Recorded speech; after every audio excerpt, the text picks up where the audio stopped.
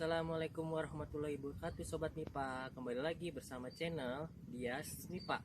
Mudah, ingat, paham, asik. Hai Sobat MIPA, jangan lupa ya kalian like, komen, share, dan subscribe ya. Terima kasih. Wassalamualaikum warahmatullahi wabarakatuh. Assalamualaikum warahmatullahi wabarakatuh. Apa kabar Sobat MIPA dan anak-anakku sekalian? Semoga senantiasa sehat ya, amin. Pada kesempatan kali ini, mari kita bersama-sama membahas materi tentang jaringan tumbuhan. Di sini adalah peta konsep dari jaringan tumbuhan. Jaringan pada tumbuhan terdiri dari dua jenis.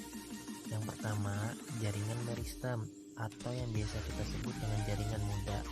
Yang kedua, jaringan dewasa atau yang biasa disebut dengan jaringan permanen. Di dalam jaringan meristem terbagi lagi menjadi dua, yaitu jaringan meristem primer dan jaringan meristem sekunder. Pada jaringan dewasa terbagi menjadi 5 jenis, yaitu yang pertama jaringan epidermis, yang kedua jaringan parenkim, yang ketiga jaringan penyokong, yang keempat jaringan pengangkut, dan yang kelima jaringan gabus. Di dalam jaringan penyokong meliputi kolenkim dan sklerenkim, dan di dalam jaringan pengangkut meliputi xilem dan floem. Jenis jaringan tumbuhan yang pertama yaitu jaringan meristem atau disebut dengan jaringan muda. Jaringan meristem adalah jaringan yang sel penyusunnya bersifat embrional, yang artinya mampu terus-menerus membelah. Jadi, suatu tumbuhan dapat tumbuh karena adanya jaringan meristem. Ciri-ciri dari jaringan meristem: yang pertama, sel-selnya selalu membelah. Yang kedua, bentuk dan ukuran sel sama. Yang ketiga, kaya protoplasma. Yang keempat, dinding selnya tipis.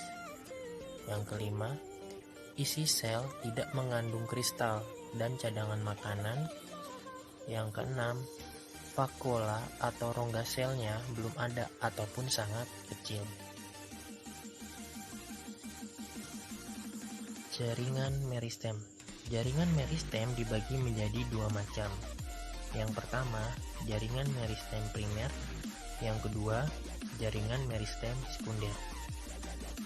Di bawah ini merupakan ilustrasi gambar dari jaringan meristem.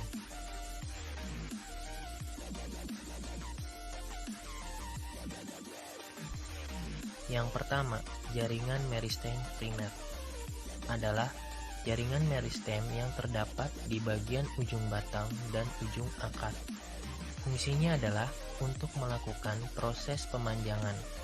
Jadi, suatu tumbuhan akan tumbuh memanjang ataupun bertambah tinggi karena adanya jaringan meristem primer yang terdapat di bagian ujung tunas atau ujung batang dan juga di ujung akar, yang biasa disebut dengan meristem apikal. Yang kedua adalah jaringan meristem sekunder. Jaringan meristem sekunder hanya terdapat pada tumbuhan dikotil dan gimnospermae. Yang berperan dalam jaringan meristem sekunder adalah kambium dan kambium gabus. Fungsinya adalah untuk melakukan proses pelebaran yang terdapat pada bagian akar dan juga batang. Pada kambium akan menghasilkan xilem dan floem, sedangkan pada kambium gabus akan menghasilkan gabus. Jenis jaringan tumbuhan yang kedua adalah jaringan permanen atau jaringan dewasa. Jaringan permanen atau jaringan dewasa merupakan jaringan yang terbentuk dari hasil diferensiasi dan spesialisasi dari sel-sel hasil pembelahan jaringan meristem. Ciri-ciri khas dari jaringan permanen atau jaringan dewasa Yang pertama, telah mengalami diferensiasi. Maksud dari diferensiasi adalah sudah terbentuk fungsi dan struktur yang berbeda-beda.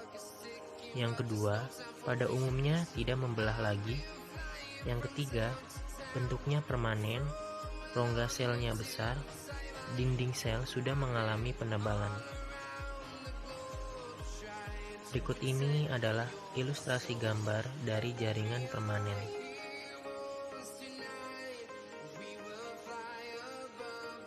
Jenis jaringan permanen yang pertama adalah jaringan epidermis.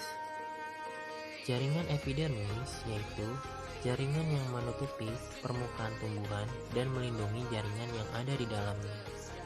Jadi, jaringan epidermis terdapat di seluruh bagian terluar dari tumbuhan yang fungsinya itu untuk melindungi jaringan yang ada di dalamnya. Adapun ciri dan karakteristik dari jaringan epidermis antara lain, yang pertama, bentuk selnya seperti balok. Yang kedua, tersusun berlapis tunggal, rapat, dan tidak ada ruang antar sel. Yang ketiga, tidak memiliki klorofil. Yang keempat, modifikasi sesuai dengan letak dan fungsi. Berikut ini adalah ilustrasi gambar dari jaringan epidermis pada daun dan pada batang. Selanjutnya, jenis jaringan permanen yang kedua adalah jaringan parenkim. Nama lain dari parenkim adalah jaringan dasar. Pada jaringan ini merupakan jaringan yang paling banyak menyusun tumbuhan. Sel parenkim yang mengandung klorofil disebut dengan florenkim. Fungsi dari jaringan parenkim adalah untuk menyimpan cadangan makanan dan air oleh tubuh tumbuhan. Berikut ini adalah ilustrasi gambar dari jaringan parenkim pada daun dan batang. Selanjutnya, jenis jaringan permanen yang ketiga adalah jaringan penguat. Nama lain dari jaringan penguat yaitu stereon. Fungsinya adalah untuk menguatkan bagian tubuh tumbuhan. Jaringan penguat terdiri dari kolenkim dan sklerenkim. Letak perbedaannya adalah jika kolenkim tersusun atas sel-sel hidup, maka sklerenkim tersusun atas sel-sel mati. Lalu, jika kolenkim menyokong tumbuhan muda, maka sklerenkim menyokong tumbuhan-tumbuhan yang sudah tua. Pada dinding sel kolenkim mengalami penebalan di bagian sudut-sudutnya saja, sementara sklerenkim menebal di seluruh bagian dinding selnya. Selanjutnya, jenis jaringan permanen yang keempat adalah jaringan pengangkut. Jaringan pengangkut terdiri dari dua jenis. Yang pertama adalah xylem. Xylem berfungsi untuk mengangkut air dan garam mineral dari dalam tanah atau akar menuju ke daun. Kenapa air dibawa ke daun? Karena di daun akan terjadi proses fotosintesis. Kemudian hasil fotosintesis tersebut akan diangkut oleh floem dari daun ke seluruh bagian tubuh tumbuhan.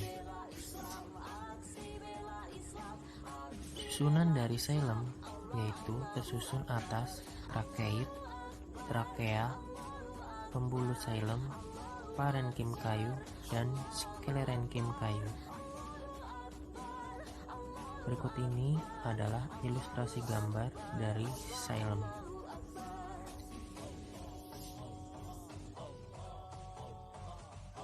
Selanjutnya, jaringan pengangkut yang kedua adalah floem. Floem berfungsi untuk menyalurkan zat makanan hasil fotosintesis dari daun ke seluruh bagian tumbuhan. Floem tersusun oleh sel lapis, pembuluh lapis, sel penggiring, sel parenkim kayu, dan sklerenkim kayu. Berikut ini adalah ilustrasi gambar dari floem.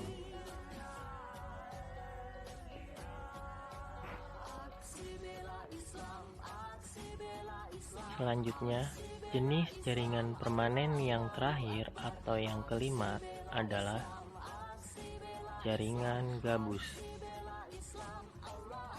Jaringan gabus berfungsi sebagai pelindung, menggantikan epidermis yang sudah rusak atau menebal. Jaringan gabus dibentuk oleh kambium gabus atau velogen. Velogen akan membentuk velum keluar dan velodem ke dalam.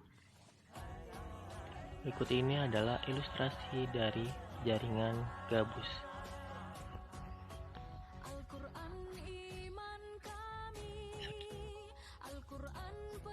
Sekian pembahasan tentang materi jaringan tumbuhan. Terima kasih, semoga bermanfaat. Wassalamualaikum warahmatullahi wabarakatuh.